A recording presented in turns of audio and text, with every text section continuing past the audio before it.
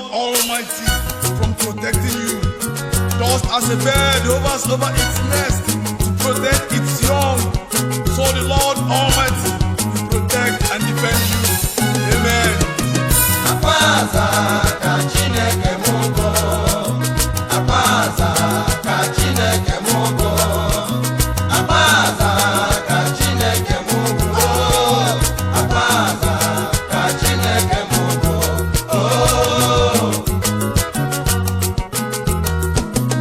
Nante kani koro gakuko, nante kani koro gakuko, nante kani koro gakuko, ike chakuka jiga matonye chanyebu. We want to tell you about the Most High God. Otuwanye lora arasate bedia imano moge mwa. Otuwanye lora arasate bedia imano moge mwa. Oh, this is a painful experience. Nedi ya koya osisa mege nkoro naji ya seya unu mwabara mwa o. Umunne ya seya nimebe twanyiru. People, we are calling her all sorts of names because she has no child.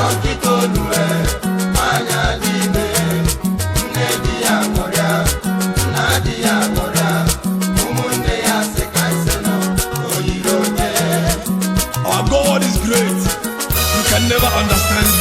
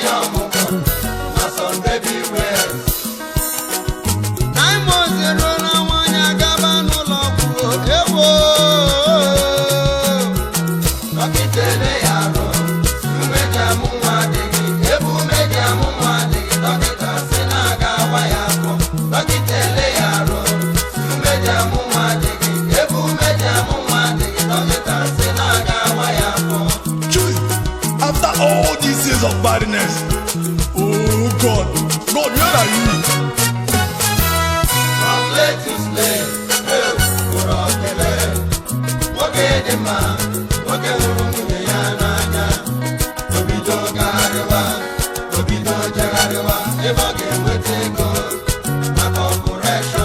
Thou shalt love thy wife with all thy heart, no matter what.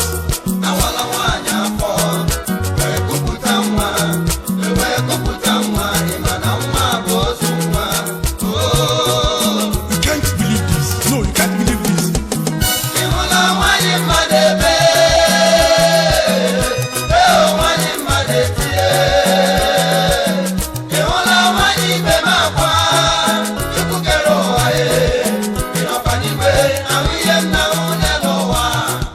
She cried with a loud voice.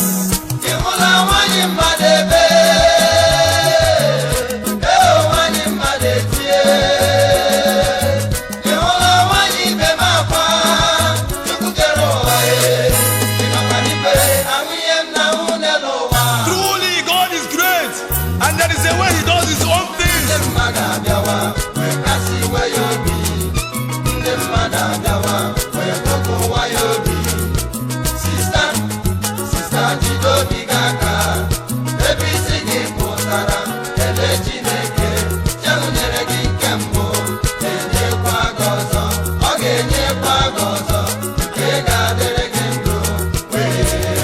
When the wind of life blows, put your trust in the Lord.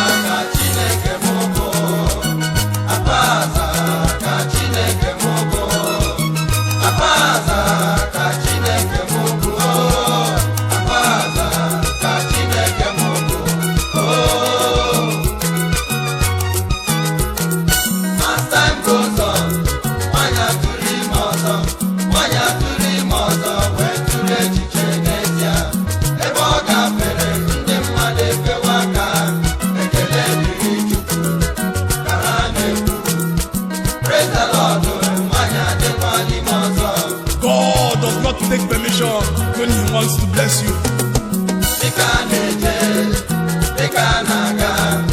After 3 months, when you be that don't see how 1 year, you can make me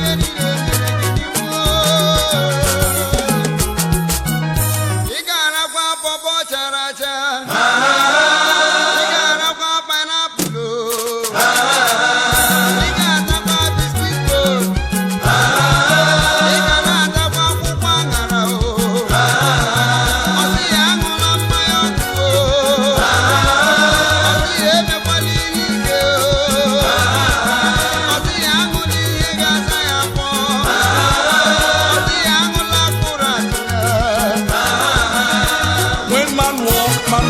When man pray, God walks.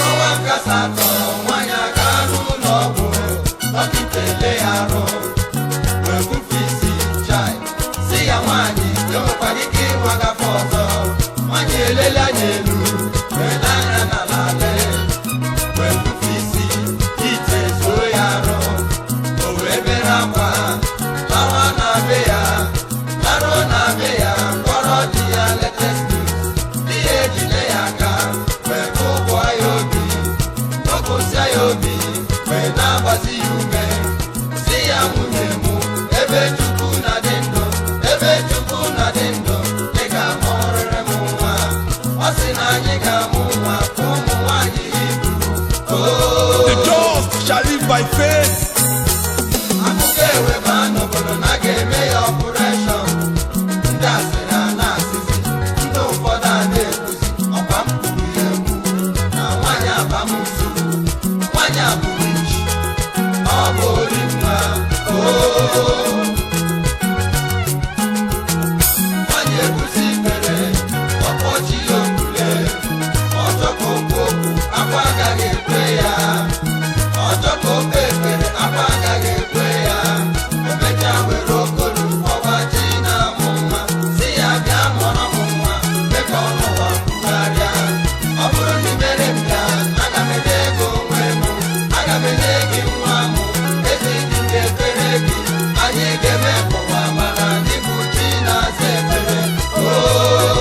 And God understood the language of our tears.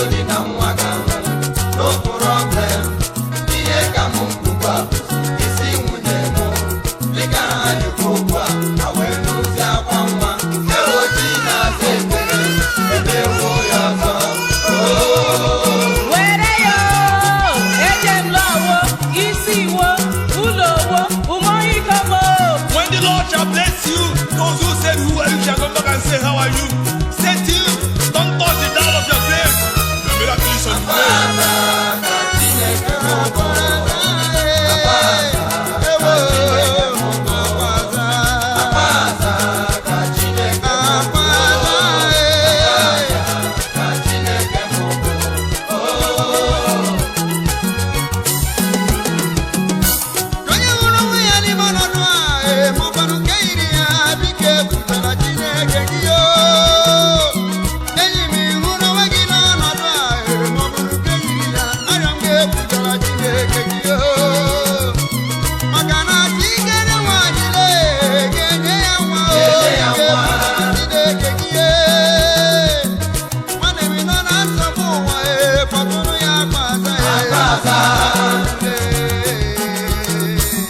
Akpaza ka Chineke Akpaza ka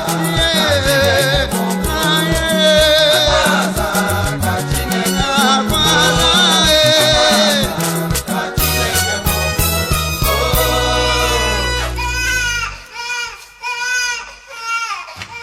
Okay, baby.